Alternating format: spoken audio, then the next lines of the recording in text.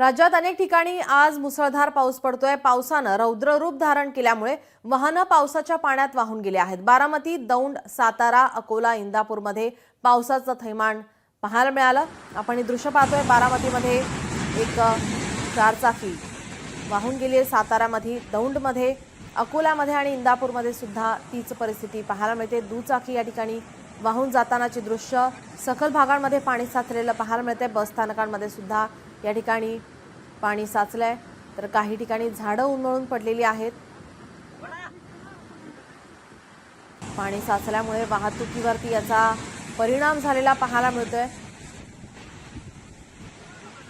पावसाच्या पाण्यामध्ये वाहनंही वाहून गेलेली पाहायला मिळतात। बारामती, दौंड, सातारा, अकोला, इंदापूरमध्ये पावसानं थैमान घातलंय।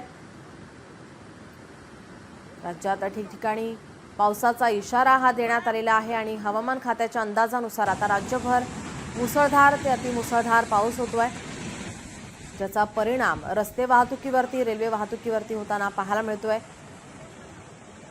सखल भागांमध्ये पाणी साचलंय। लोकशाही मराठी ऐका, पहा, जागरूक रहा।